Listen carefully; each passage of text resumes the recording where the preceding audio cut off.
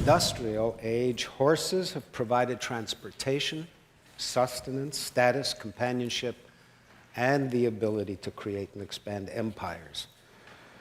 In our own language, we have horse trading, horse stealing, horse racing, and now I'd like to call up a man who is the poet of the horse, J. Edward Chamberlain.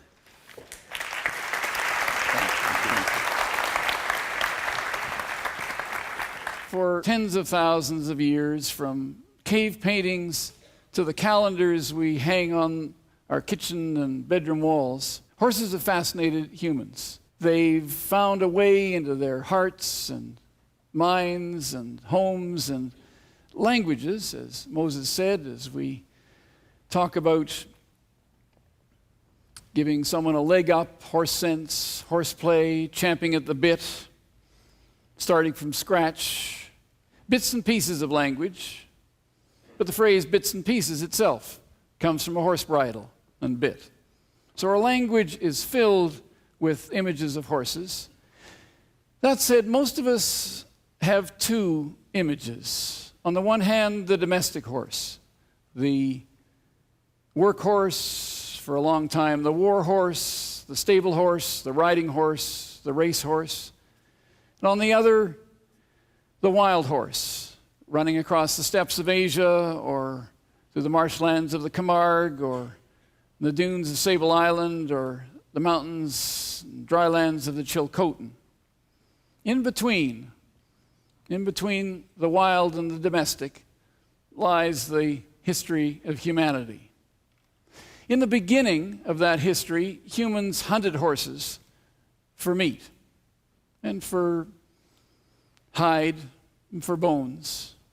But even then, they honored horses for their grace and their beauty and for something that we might as well call their spirit. Certainly they did. Tak is a Mongolian word for a wild horse. It also means spirit. And it was in Mongolia that humans first domesticated horses and began the dance between the wild and the domestic and the secular and the sacred that constitutes the history of horses and humans down to the present time. That was about 6,000 or 7,000 years ago when horses were first domesticated. But long, long before that, 30,000, 40,000 years ago, horses entered human imaginations in a powerful way. They were among the first to inspire us to create what we now call art. And they caught the central contradiction of all artistic representation. They were both there and not there. They were right there on the wall, and they were running wild out in the open. Horses are a prey animal. Now, often we don't either recognize or remember that because horses mask it with a kind of generosity. And that generosity allows them to carry us on their backs or pull our carts behind them or to, in the old days, lead a charge, a cavalry charge, or to chase a fox or another animal, all of which go against their instincts as a prey animal. The first and most famous of their instincts is to run, which we play out in our horse races and in various other games we play with horses. They have other instincts too. They watch like few other animals. They have eyes that are bigger than those of any other mammal, including elephants and whales. They have big noses, big ears. They have feet that can feel movement a mile away. I always like their sleeping habits. Horses sleep only 3 or 4 hours out of 24. And as many of you know, they sleep usually, not always, and not all horses, but usually they sleep standing up, very short stretches of time, 5 to 10 minutes, all so that they can keep a watch on things and move off if there's trouble.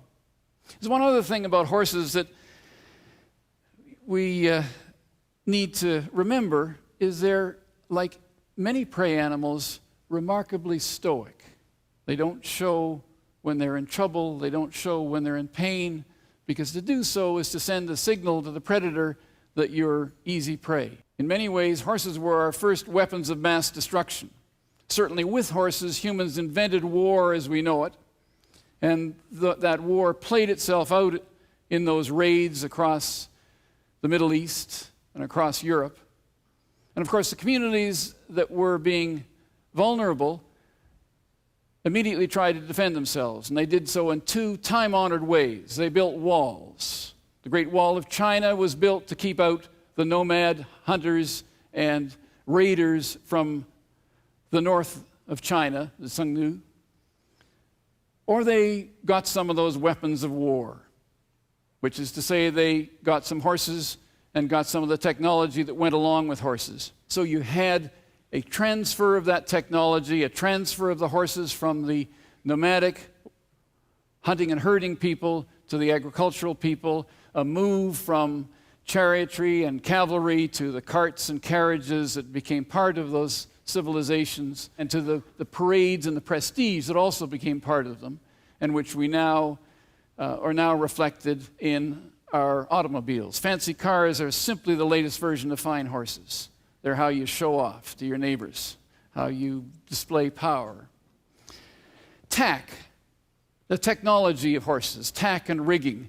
Interesting word because it's from the same root as nautical tackle for sailing. And horseback riding and driving hold a whole lot of similarities with sailing. They require a kind of indirection, a counterintuitive balancing of your need to draw on the strength of that natural world, of the wind or of the horse, and yet find some way of controlling it. And that balance between surrender and control is central to sailing, as all of you know who are sailors, and it's absolutely central to the history of the relations between horses and humans, and certainly central to anyone who heads out riding or wants to drive a horse. I think in various ways it provides and has provided a model for humans in thinking about their relation to the natural world, a relationship which isn't simply a relationship of control, which involves a measure of surrender, but which is most successful when there's a balance between them, a kind of ecology. It requires skill, sensitivity, things we're sometimes we have in short supply, but we know we can do it because we've been doing it in a variety of ways with animals like the horse. There's no animal like the horse, but with the horse for thousands of years. That said, we like to control nature. You could say it's in our nature to do it. It's in our nature as predators. It's hardwired into us. We would like to, if you want, nurture nature, help it along. And horses provide an example of two of the time-honored ways in which we do that: breeding and training. Breeding gives us some great stories about horses, the most famous perhaps to many of us being the story of the Thoroughbred. The Thoroughbred begins as it's an odd name because it's a mix of breeds, but it begins with the importation to England of three stallions: the Godolphin Barb, the Byerley Turk, and the Darley Arabian. The Darley Arabian, interestingly, brought in defiance of an Ottoman prohibition against the export of purebred Arab horses. Exporting military technology, which is what horses were, was prohibited very widely around the world. Those three stallions came to England and were the founding stallions, still are, of the great Thoroughbred line. And that becomes an interesting story because with the development of that line, you got the development, or at least the consolidation of a notion of what purity of breed was all about. The stud book for thoroughbreds was established in 1791, which preceded the stud book for the British nobility, Burke's Peerage, by 35 years. And you can see the fascination with what you might call good matches in the novel of the time. Just think of Jane Austen. The idea of matching properly, maintaining a pure breed line was central to the European consciousness during that period. With it came a dark side, a sense that purity was to be maintained at all costs and that miscegenation was a terrible thing.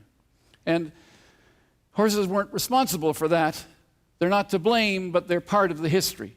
Now, equestrian traditions, equestrian life always involves various rituals. So do social societies, social communities.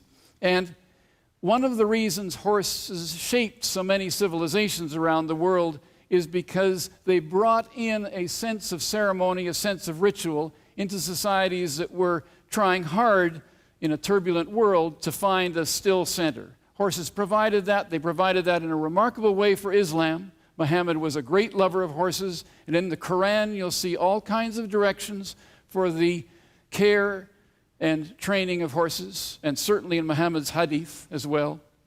And Christianity with chivalry, coming from the French word cheval, of course, shaping a new sense of how to live in balance between gentleness and force, love and war.